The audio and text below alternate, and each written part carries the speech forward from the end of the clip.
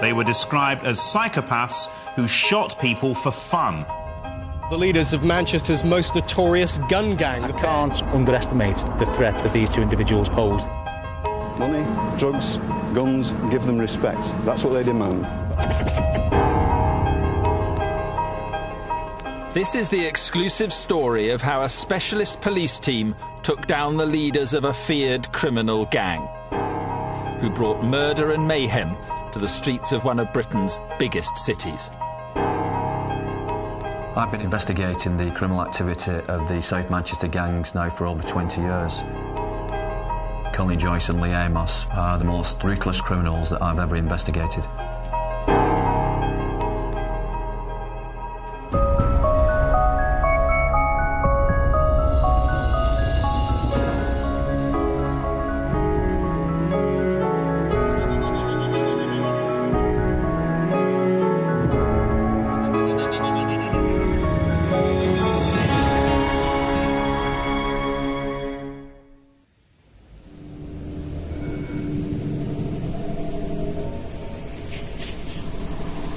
This is Manchester, a city famous for its football teams and its music scene. But it's also earned a less welcome reputation for gun crime.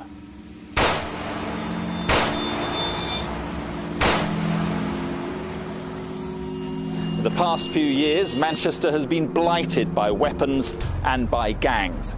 But a police investigation has transformed this city and smashed the gun culture.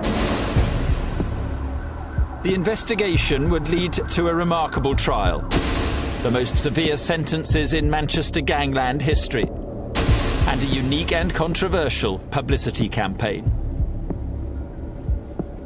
This is the story of how Greater Manchester Police brought down the Gooch Gang. Rod Carter is part of Greater Manchester Police's Specialist Excalibur unit, set up in 2004 to tackle Manchester's gangs, many of which operate in the inner city area of Mosside.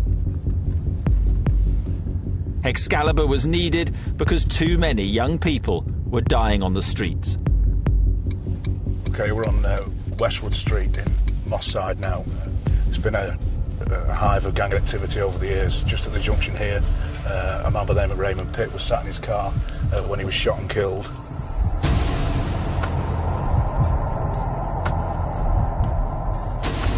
And as we come out at the end of Westwood Street, on the right-hand side is Broadfield Park, where Jesse James, a 15-year-old schoolboy, was shot and killed.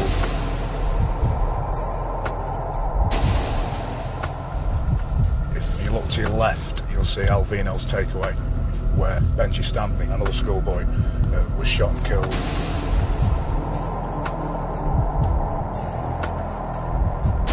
Justin Maynard was shot just on the left-hand side here.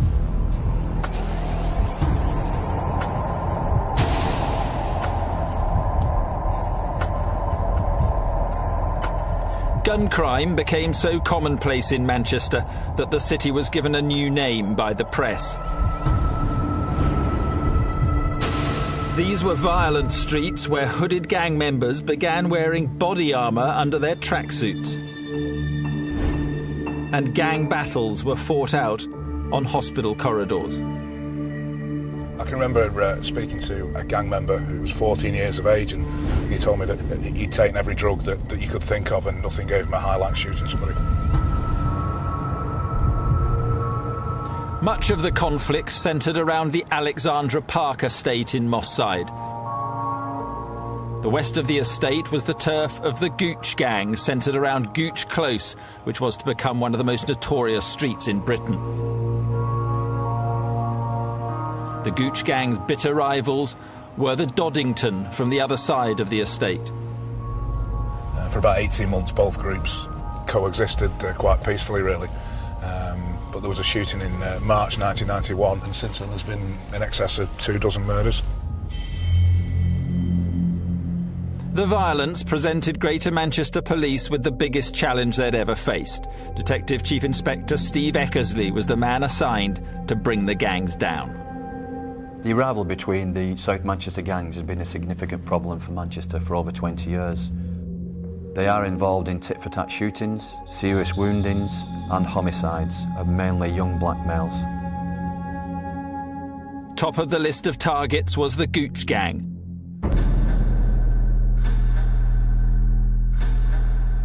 Colin Joyce and Lee Amos were the gang's self-styled generals.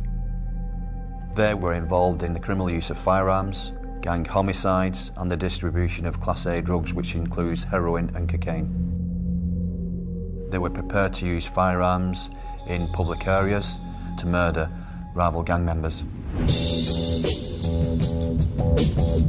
American law enforcement agencies refer to gang members as being impact players and followers, and I think there's little doubt that Amos and Joyce were certainly the most impactful players involved in the South Manchester gang scene. To speak to them both, they were both quite different characters. Amos always appeared calm and confident. Amos certainly had a reputation around the Mosside and Alongside areas, and he's able to commit acts that most of us would find abhorrent and just be able to walk away from them and carry on as normal. Colin Joyce was a manipulator, and it appeared that quite a few of the other gang members who were not as high up within the hierarchy as him would do things to try and impress him. Both Joyce and Amos had been convicted of firearms offences. The police executed a warrant at a safe house in Mosside, and in that premises they found a Scorpion submachine gun capable of discharging over 1,000 rounds per minute. They were both found to be wearing jeans that had the pockets adapted so that they could fit firearms in them, which I think is an indication of the kind of individuals you're dealing with. Joyce and Amos received 9-year sentences, but both were released early on licence. This is Colin Joyce, filmed on the day he left prison. Once on the outside, he quickly regained control of a fearsome gang of thugs and criminals. Yo! This is never-before-seen footage taken at a party attended by members of the Gooch Gang. Although Joyce and Amos weren't present, their key lieutenants were. Wrapping it up. So cute, girl. This is Hassan Shah, who handled guns and supplied drugs. Ricky. This is Jamaican-born Ricardo Rick Dog Williams, who was prepared to commit murder. Represent, bro. And this is his brother, Narada Williams, known as Yardy, who was also ready to kill for the gang. Although they didn't know it, they were on a collision course with the police that would put many of them behind bars for decades.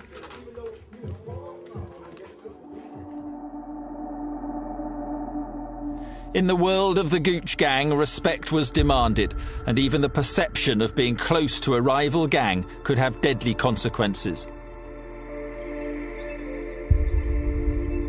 Yukal Chin was loosely associated with the Longsight crew, an offshoot of the Doddington Gang. But it was enough to make him an enemy of the Gooch. Yukal would be gunned down in a merciless attack. In a hospital bed, with blood all on his clothes. That's the last thing I seen of my brother.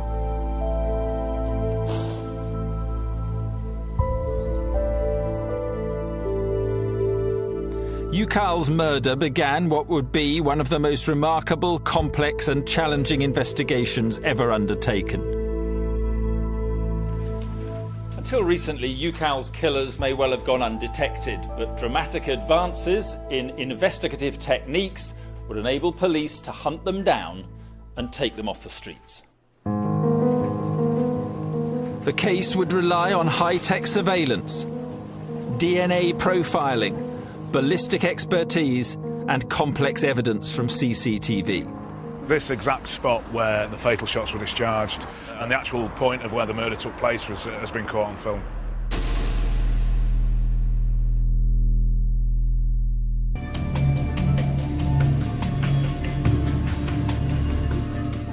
Colin Joyce and Lee Amos were the leaders of the Gooch Gang, one of the most violent gangs Manchester has ever known. They were major players in a city famous for its gun crime, and police believed they had a score to settle. In 2002, Lee Amos's brother Stephen was killed by members of the Longsight crew, a faction of the Doddington gang. And investigators believed that both Joyce and Amos had vowed to avenge Stephen's death. Ukal Chin would be the first victim.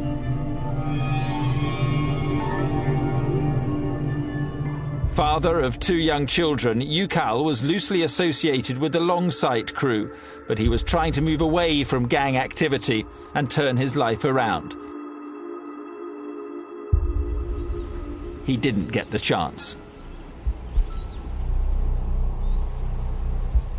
Just before 7 p.m. on Friday, the 15th of June 2007, Ukal Chin was driving a red Renault Megane towards the city centre along Anson Road, Longsight. Seconds after he passed through the junction with Dickinson Road, a silver Audi S8 pulled up alongside the vehicle and discharged 7 shots into the red Megane.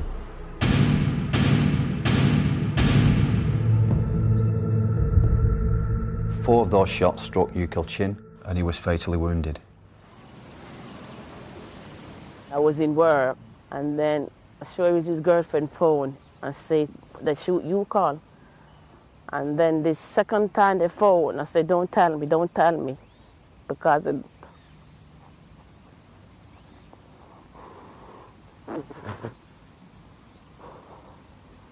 I know the second time what they was gonna say, so you could die. And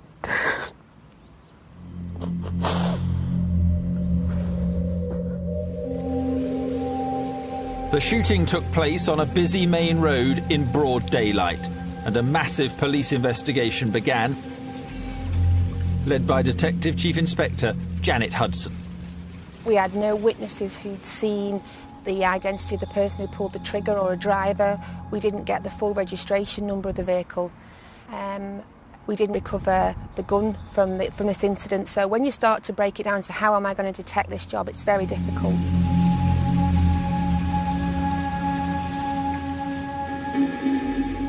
The police may not have found the murder weapon, but they did recover the bullets it fired. Ballistics experts at the Northern Firearms Unit got to work. Seven bullets were recovered from this scene, of which 4 were determined to have hit Ukal Chin. Experts suspected that the bullets had been fired from a Russian-made Baikal pistol. In order to confirm this, they test-fired a similar weapon.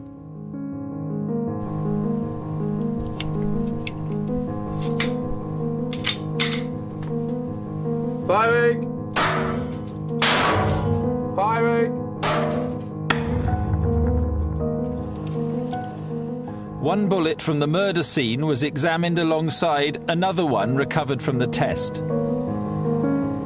And the rifling marks left as the projectile leaves the barrel were compared.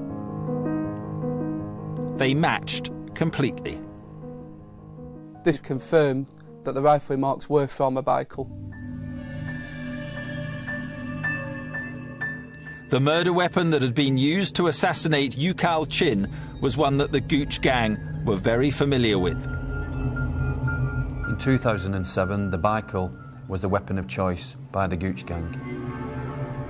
It was a weapon that was readily available and they could be purchased for a couple of £100. Detectives now knew the type of gun used in the murder and the fact that this was a popular weapon with the Gooch gang. They were also making progress in another key area. Closed-circuit television systems did not exist 40 years ago, but now they are a vital weapon in the fight against serious crime. In Manchester, hundreds of cameras were recording around the time of the shooting, and some of them revealed in dramatic detail how the murder unfolded. We subsequently established that around 30 minutes prior to the murder, Ukal had been driving through Levenshulme together with his friends. Several cameras picked up the red Renault Megane as it cruised through the city. Cameras also capture the silver Audi cruising the same areas. Police intelligence would later prove that Colin Joyce was inside the Audi. At 6:46 p.m, this bus camera picks up the Megane. As the footage continues, the silver Audi appears. Just a few other vehicles separate the two cars. We are now on a countdown to murder. The silver Audi was probably looking for an opportune moment to carry out the execution. Minutes later, a CCTV camera clearly shows the Audi directly behind the Megane. In just a few seconds, Ukal Chin would be dead. Amazingly, the point at which both vehicles were alongside each other was captured by a CCTV camera from the premises just across the road there, and the actual point of where the murder took place has been caught on film. Here you can clearly see the silver Audi draw directly parallel with the Megane, and it was now that the occupants opened fire. Ukal's car finally came to rest against the telephone exchange box behind me here, and again this was caught on CCTV from a bus that was passing.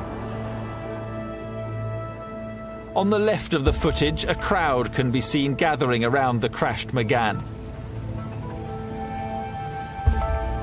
But it was too late to save Ukal Chin.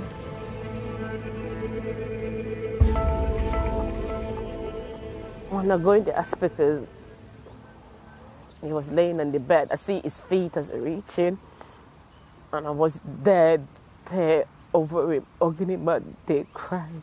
My mum was trying to wake him up. I'm like, you can't wake him up, Mum. But she was still shaking him. The doctors were like, he's not getting up. And that was the last time I seen him. Ukal's killers had raced away from the scene of the attack, but CCTV cameras were once again able to track the vehicle. We knew which way the vehicle had gone following the shooting from witnesses. We picked up snippets of the vehicle and were eventually able to plot it right across Manchester city centre, right the way up into Cheetham Hill for about 30 minutes. At this point, the car disappeared from sight, and police believe it was probably taken to a breaker's yard and scrapped. However, there was an important breakthrough. A member of the public wrote down part of the car registration number, which was absolutely vital for us, because using the Police National Database for vehicles, we were able to confirm the registration number of that vehicle. The Police National Computer, or PNC as it's commonly referred to, has become a crucial online aid to criminal investigations. Advances in technology now allow police to search for vehicles using only a partial number plate. And the PNC managed to trace the silver Audi used in the attack. It had been purchased in Luton by members of the Gooch gang some 5 days prior to the attack and driven north from Luton to Manchester, where it was stored in Cheetham Hill. Although Joyce and Amos were still officially under supervision by the authorities, in reality, they'd gone on the run. 6 weeks after Ukal Chin's assassination, the Gooch gang were about to strike again. And this time, it would be an even more shocking crime. The fact that these individuals have attacked a funeral, I think is unheard of. I don't think not only in Manchester but in criminal history in the country.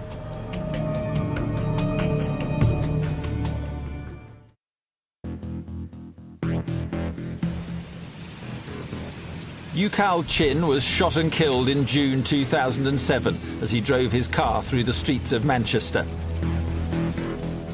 6 weeks later, his family finally got to bury him. And in the evening, people began gathering outside Ukal's house for a wake, which would itself end in death. Among the mourners were several members of the Longsight Crew and Doddington gangs. Colin Joyce and Lee Amos, the leaders of their bitter enemies, the Gooch Gang, knew they were there. I don't think there was any doubt that both Lee Amos and Colin Joyce hated members of the LSC and Doddington and those opposed to the Gooch, and the fact that there had been 80 to 90 people gathering in such a small location here, amongst which there would have been several gang members, was too much of a target for them to miss. Just before midnight, the Gooch Gang made their move. 2 to 3 vehicles came on from this direction and came towards the junction here, where they stopped and shots were discharged into the group of people. There was people outside screaming, and they was pushing each other to come in the house, and they say, "They shoot Tyrone." I said, "No, not Tyrone, not Tyrone."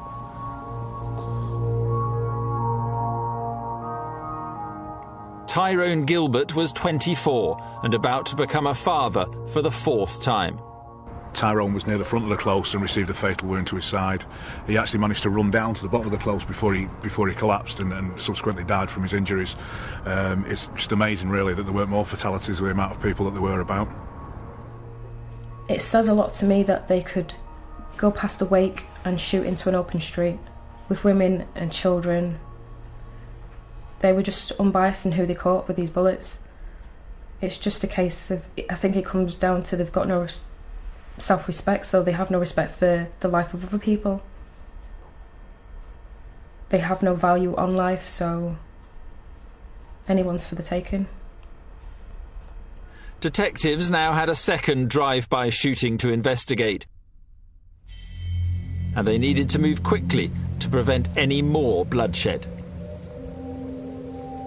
CCTV evidence would again prove vital. It showed the murder vehicles moving into position on the night of the shootings. You can only imagine what the adrenaline must have been like in those cars as they came on to attack the funeral, knowing what they were going to do. The vehicles used in the murder included a Honda Legend and a blue Audi S4. Intelligence proved that both Lee Amos and Colin Joyce were together in the blue Audi at the time of the murder of Tyrone Gilbert. Both vehicles fled the scene and the Audi was never seen again. But police did recover the Honda Legend. It had been abandoned 2.5 miles away in Burnage. This is the car that the killers fled from, now stored in a police compound in Manchester. There's quite a significant amount of both ballistic and forensic evidence recovered. In fact, you can see in the door frame here where a bullet has passed through, where one of the assassins has been sat in the seat and discharged his weapon through the window. The vehicle itself had been disguised somewhat by having the rear windows blacked out. Some of this material has been removed now in an attempt to recover fingerprints. The rear window is still blacked out, however. Quite a lot of the evidence within the vehicle was key in securing convictions on a number of the individuals who stood trial with Joyce and Amos. Police were about to get their next major breakthrough in the investigation. A balaclava was found snagged on barbed wire near the scene of the abandoned Honda Legend. Officers now turned to forensic science in their efforts to solve the case. The Forensic Science Service assists over 120,000 police cases every year.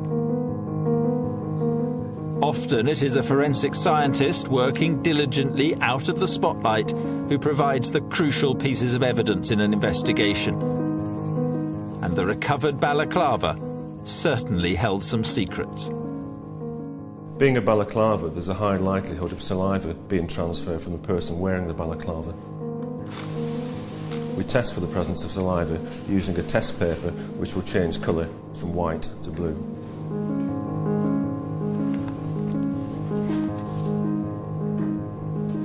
The test takes about 30 minutes to complete. After the 30 minutes had elapsed, we came back to examine, and lo and behold, there were traces of saliva around the mouthpiece. We'd then target the area where the saliva test was positive, and we'd take samples of the fabric, we'd literally cut it out, place it into small test tubes and apply water to extract the DNA that's present in the saliva. What we do is then spin that DNA down in a centrifuge to form a small pellet.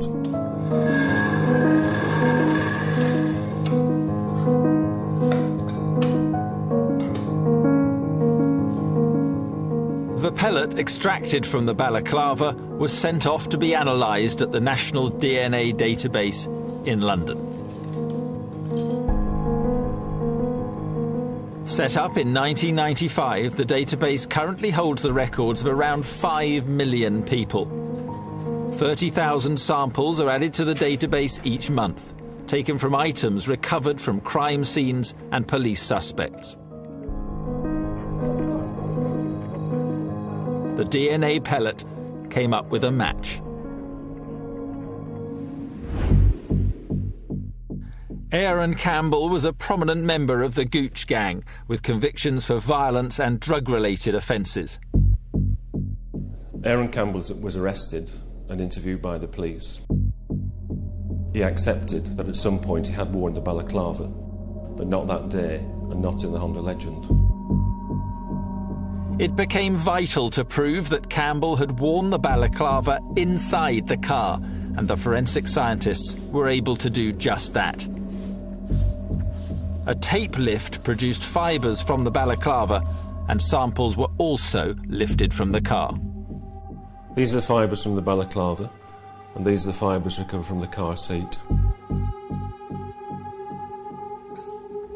Minuscule identical microfibres were found on both samples, proving the balaclava had been inside the Honda Legend. To give some idea of the size of the fibres, the individual fibres are perhaps a 25th of the width of a human hair. The wearer DNA belonging to Aaron Campbell linked him to the balaclava.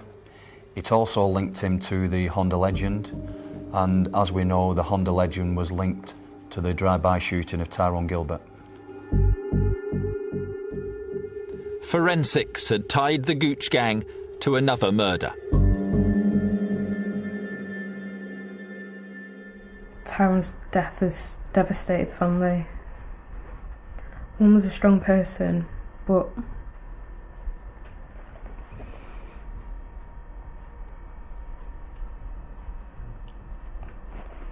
a mum shouldn't have to bury her son. The Gooch gang had destroyed another family. But cracks were starting to appear and the police were closing in. Ballistics experts were about to add to the weight of evidence mounting up against the gang. First, they were able to identify the murder weapon used to kill Tyrone Gilbert. This is the actual bullet that killed Tyrone, recovered during the post-mortem. Once again, microscopic analysis revealed its source. The bullet recovered from Tyrone Gilbert was fired from a revolver similar to this Colt revolver here.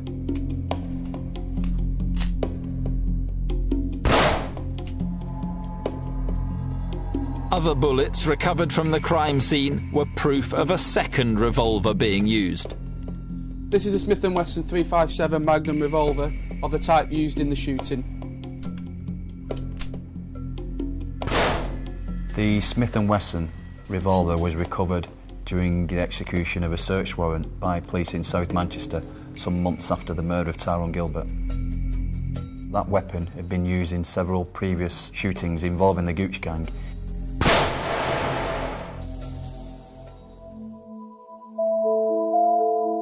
Colin Joyce and Lee Amos were on the run, but they and the rest of the Gooch gang were now having every aspect of their lives investigated by officers. And police now found evidence linking Joyce and Amos to the second murder vehicle, the blue Audi S4.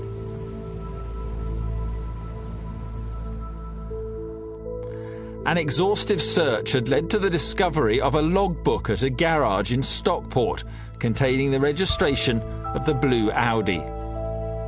The garage owner recalled two men using the initials P and C.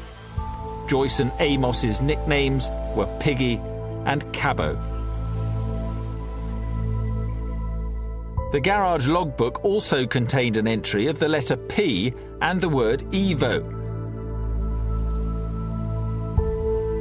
And police had surveillance footage of Colin Joyce getting into and driving away a Mitsubishi Evo.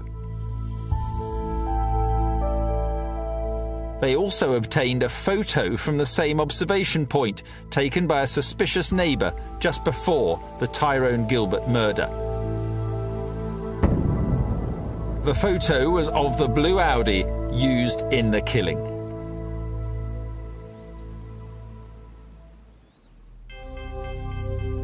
The evidence against Joyce, Amos and the rest of the Gooch gang was substantial, and one by one, they were all arrested.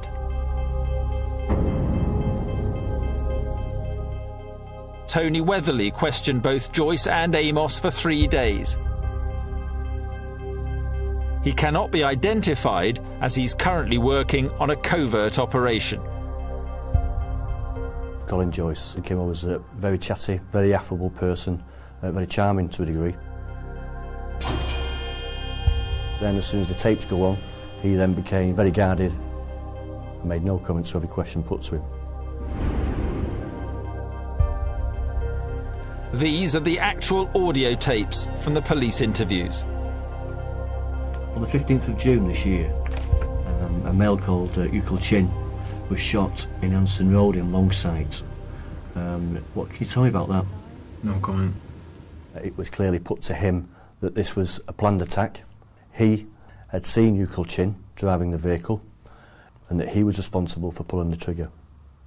His vehicle that he was driving was purposely run off the road. He was targeted.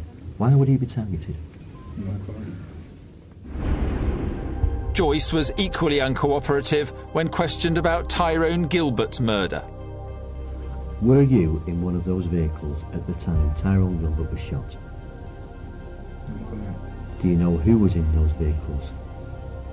No comment. Were you one of the gunmen? No comment. With Joyce remaining silent, police began interviewing Lee Amos. Would he crack under the pressure?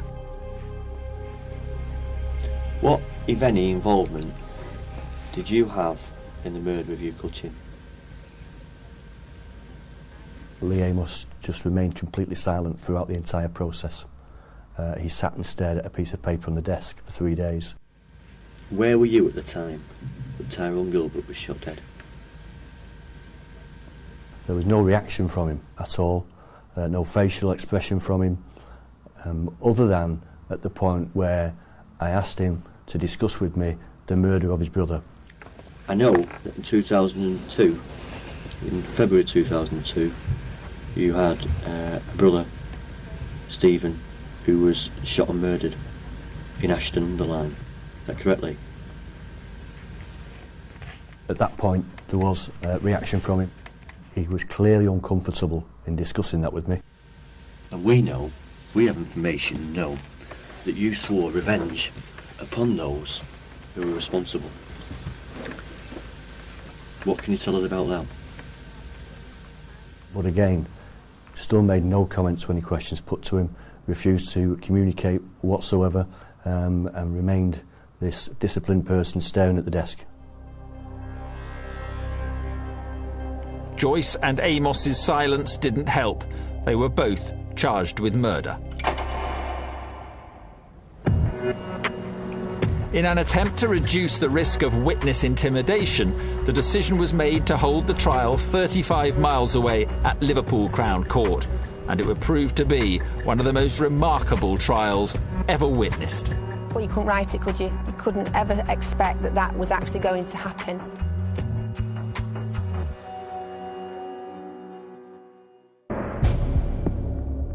Colin Joyce, Lee Amos and 9 other members of the Gooch gang were now awaiting trial for offences ranging from firearms possession to murder.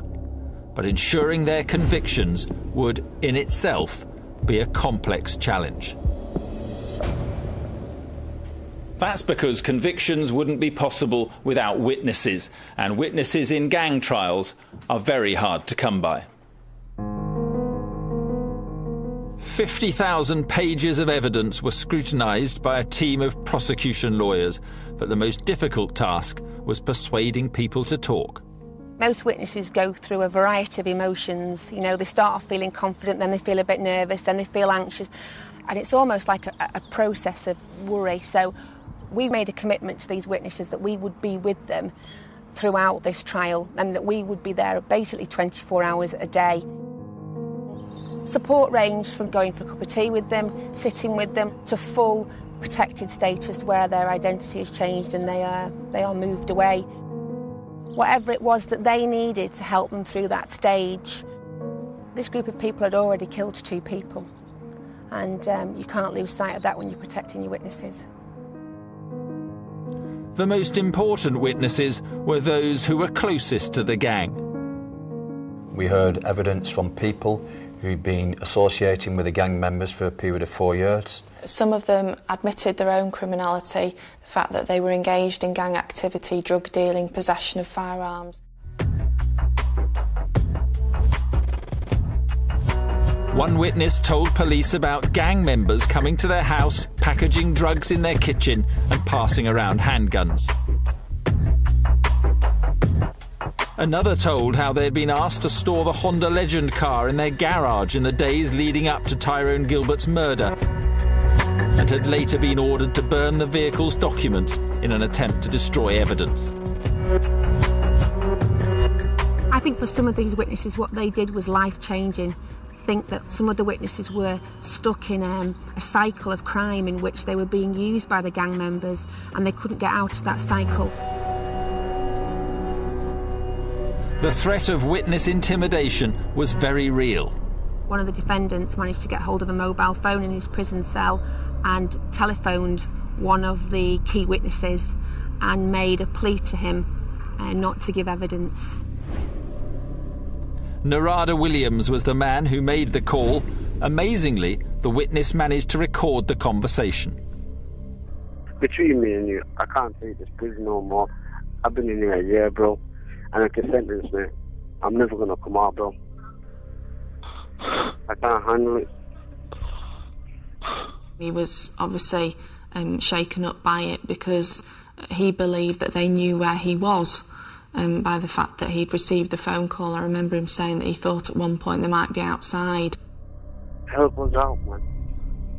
Help us out. I'm begging you. I ain't got nothing no more. I got nothing. Only thing that I can think of, and I know you're going to disagree with me, is just say, yo, I tell you the truth. I've been lying. You can't get thrown in pen. They can't throw you in pen. I'm telling you that now. They can't throw you in pen. Well, you couldn't write it, could you? You couldn't ever expect that that was actually going to happen. And I've not spoken to that witness since, but he got through it. Despite the intimidation, the community had had enough. With witnesses now pledging to give evidence, dawn broke on the day that Greater Manchester Police had feared might never arrive. The trial of the Gooch Gang began.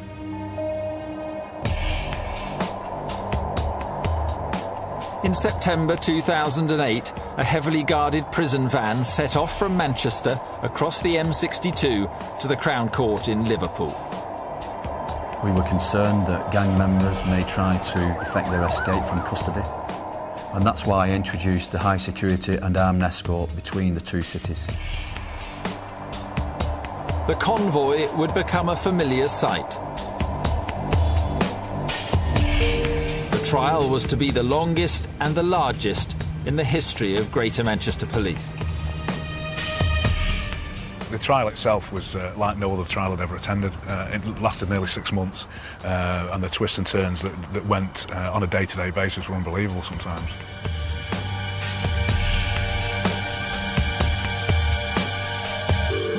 The atmosphere was electric. I recall it very well. There was over 100 people in the court itself.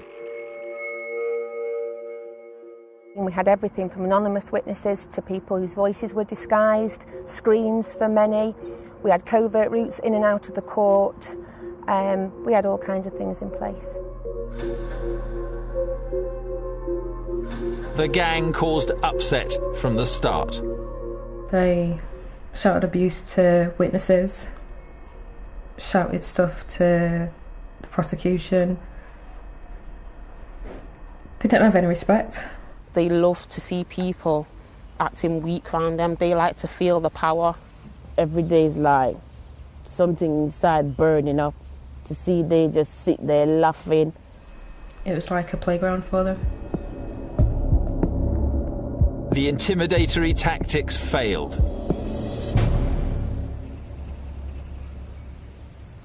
We went into the court and they started to read out the verdicts, and the tension was palpable. I think it was count 4 or 5 that was actually the first murder count. And when that verdict came back, it was just a sense of relief that we'd actually done it. I recall looking at Joyce as the second murder verdict was returned and saw him mouth the words, "Are you happy now?" I cried, just out of relief really, because there were moments where I thought they were going to get off. Colin Joyce was convicted of both murders.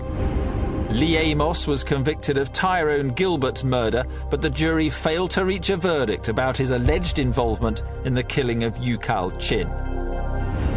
Aaron Campbell, Narada Williams and Ricardo Williams were convicted of Tyrone Gilbert's murder, attempted murder, as well as drug dealing and gun possession.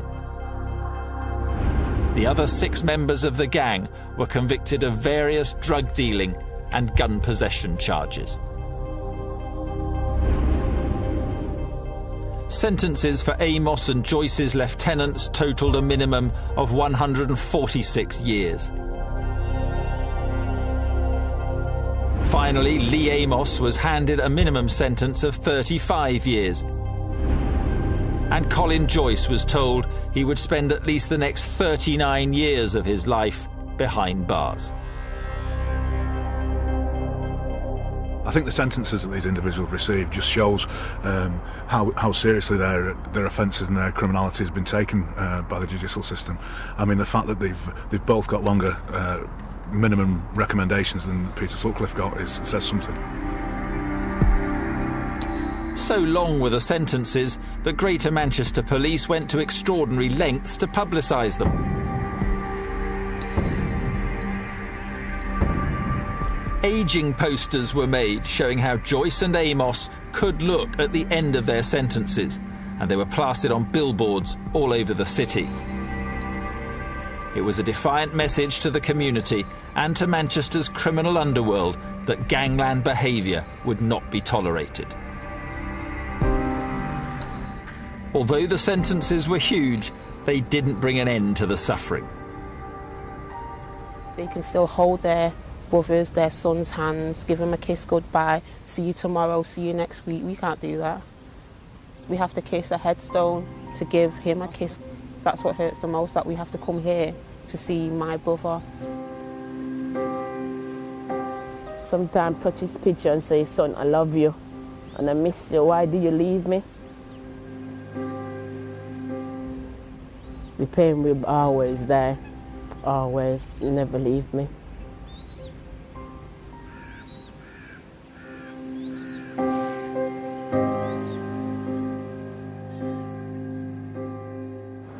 This case was solved by a combination of innovative policing and good old-fashioned detective work. It took 11 dangerous men off the streets, and it brought to an end a period of lawlessness which hopefully Manchester will never see again. Since the arrest and charge of Lee Amos, Colin Joyce and the rest of the gang, we've seen a significant reduction in the number of firearms incidents across Greater Manchester.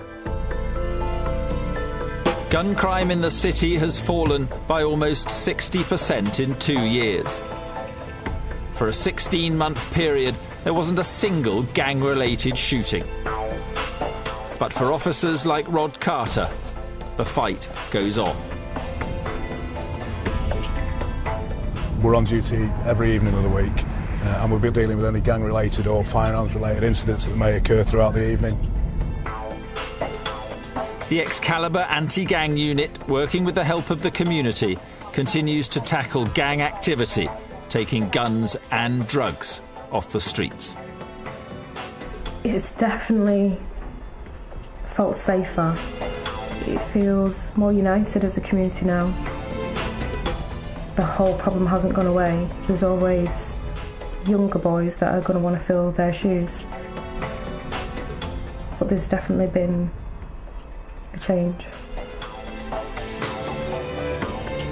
Despite all the negative press Manchester's received over the years, being referred to as Gunchester because of the gang violence, you can't forget that this is South Manchester, South Central LA, and individuals such as Joyce and Amos come along very, very infrequently, and I don't think the city's ever seen the likes of them before, and hopefully they won't again.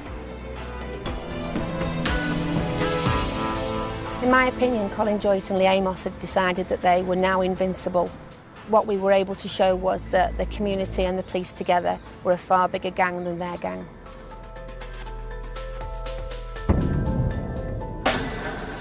Well, it's very, very hard and it is freezing, but they are battling on courageously. A few hiccups along the way, though.